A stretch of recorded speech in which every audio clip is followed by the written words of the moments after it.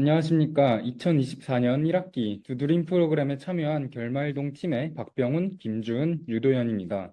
지금부터 두드림 프로그램 최종 발표 시작하겠습니다.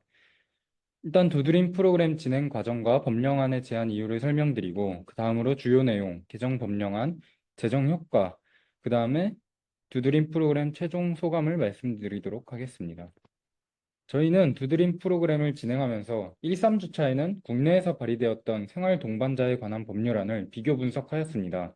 이 과정에서 기존 발의안의 비판점을 도출하여 개선하는 방향으로 토의를 진행했습니다. 4, 6주차에는 프랑스, 네덜란드, 벨기에를 중심으로 동거에 관한 해외 법제 자료를 수집하고 분석하였습니다. 비교법적 연구를 진행하며 각 나라들의 법안 특성을 파악하고 법률안에 적용할 부분을 도출하였습니다. 7, 9주차에는 우리나라 저출산 문제를 정부, 사회인식, 학계로 나누어 다각도로 분석하였습니다. 우리 사회에서 저출산 원인들을 찾아내었습니다. 10, 12주차에는 저출산 대책으로서 등록 동거 제도에 관한 분석을 하였습니다. 팀원들과 저출산 문제를 등록 동거로 해결 가능한지에 대해 논의하였습니다. 13, 15주차에는 법률안을 완성하고 지속적인 수정을 통해 결과물을 만들어내었습니다. 등록 동거 제정 전 문제 상황으로는 크게 4가지로 파악했습니다.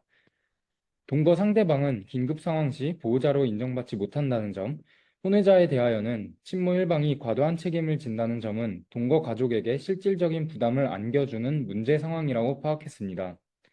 또한 혼인의 부담감으로 인해 혼인을 기피하면서도 혼외 가족에 대한 부정적 인식 때문에 동거조차 시작하지 못한다는 문제가 있었습니다. 민법 개정안을 제안하는 이유는 다음과 같습니다. 첫째로 우리나라 법체계는 법률론 중심의 폐쇄적인 가족 범위를 채택하고 있습니다. 동거 가족들은 혼인 관계와 유사한 생활을 하고 있음에도 불구하고 법적 보호를 받지 못하는 실정입니다. 이러한 문제는 법률론 중심의 법체계로는 해결할 수 없어 다양한 혼인제도의 제정 필요성에 따라 등록 동거를 제한하고자 합니다. 특히 2023년 한국은행에서는 혼외자 비중이 OECD 수준으로 상승한다면 출산율이 0.16명 증가할 것으로 예상합니다. 둘째로 기존 우리나라 판례나 입법안에 문제가 있습니다. 기존 입법안은 사회적 합의 미비나 동성혼에 대한 비판으로 제정되지 못했습니다. 하지만 지속적으로 비친족 가구가 증가할 것으로 예상되는 상황에서 등록 동거에 관한 입법 수요가 있고 지난 시기에 비하여 사회적 합의는 충분히 이루어졌다고 파악했습니다. 따라서 민법의 중용 규정을 적용하고 가족 개념의 근본적 변혁을 위한 구체적인 등록 동거 규정을 제시하여 사적 자치 원칙을 지키기 위해 민법에 등록 동거 규정을 제한하고자 합니다.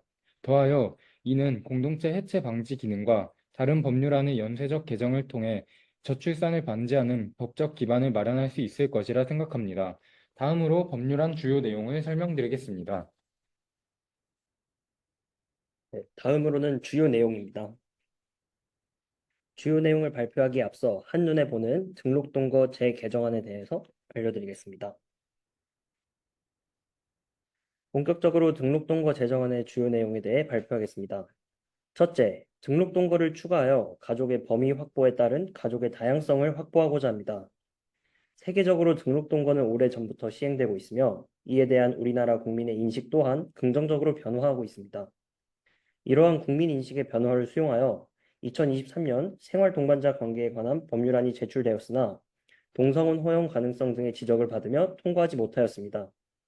이에 따라 저희는 제출된 법률안과 그에 대한 지적들을 분석하여 보충한 결과물로서 현재 우리 법체계의 다양한 가족 공동체의 모습을 포함하기 위해 이성 간 결합 구성만을 인정하고 기존 혼인제도의 성립과 해소에 있어서의 어려움을 해결하는 등록동거를 제정하여 가족의 다양성을 확보하고자 합니다. 둘째, 등록동거인의 자해 성과, 본에 관한 조항입니다. 법제사법위원회는 생활동반자 관계에 관한 법률안에 대해 자녀의 성과, 본을 규정하지 않았다고 지적한 바 있습니다. 이에 따라 저희는 등록동거에 있어서 등록동거인의 자해 성과 본을 정할 때 협의를 원칙으로 하되 협의가 없거나 불가능한 경우 모의 성과 본을 따른다고 규정하고자 합니다. 셋째, 등록동거인 간의 재산 계약 체결에 관한 조항입니다. 현재 우리나라 민법에는 부부재산 계약이 존재하나 사실상 사문화된 조항이라는 평가를 받고 있습니다. 저희는 이러한 비판들을 수용하여 등록동거의 재산계약은 체결의 시기와 변경에 제한을 두지 않도록 하여 실효성을 제고하는 방식의 등록 동거인 간 재산 계약 체결을 규정하고자 합니다. 넷째, 친모에게 강제 인지 허가 청구권을 부여하고자 합니다. 등록동거 제정에 있어서 친생 추정이 되지 않는 친부가 양육 책임을 지도록 소외 제기 없이 친모가 과학적 방법에 따른 검사 결과 또는 장기간의 별거 등 그 밖의 사정을 입증하면 친모에게 강제 인지를 청구할 수 있는 권리를 부여하여 태어난 자녀의 안정된 양육 환경을 조성할 수 있도록 하고자 합니다. 마지막으로 해소를 용이하게 인정하고 미성년 자녀와 상대방을 보호할 수 있도록 하고자 합니다.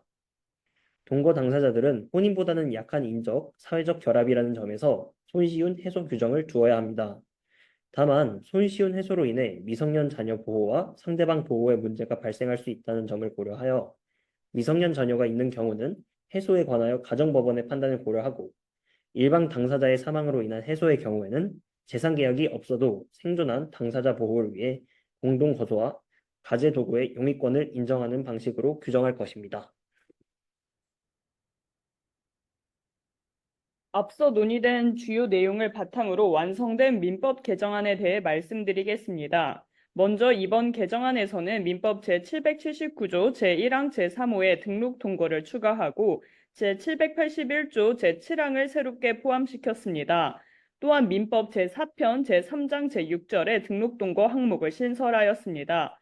민법 제843조의 2부터 제843조의 15까지 등록 동거의 의의, 신고 방법, 무효 사유, 당사자 간 권리와 의무, 가사 대리권, 재산 약정, 친모의 강제 인지, 입양, 해소 사유, 해소 시 재산 관계 등 다양한 상황을 대비한 조항들을 마련하였습니다.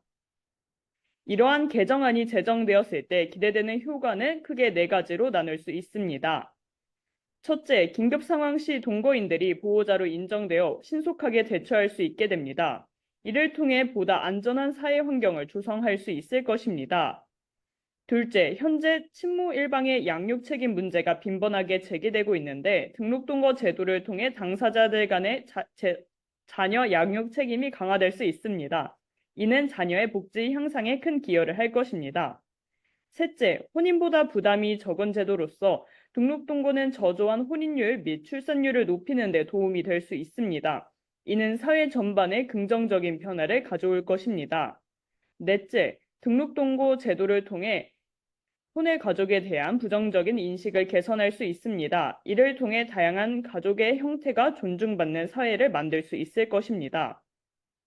마지막으로 프로그램에 대한 최종 소감을 발표하도록 하겠습니다. 우선 두드림 프로그램을 통해 행정 및 법학 전공에서 배운 지식을 바탕으로 우리 법 제도를 다양한 시각으로 깊게 분석할 수 있는 귀중한 시간이었습니다. 또 이번 개정안 작업을 통해 저출산을 비롯한 다양한 사회적 문제를 해결할 수 있는 가능성을 확인할 수 있었고, 현 사회의 부족한 부분을 채울 수 있는 법 제도에 대해 연구할 수 있는 의미 있는 경험이었습니다. 이상으로 발표를 마치겠습니다. 감사합니다.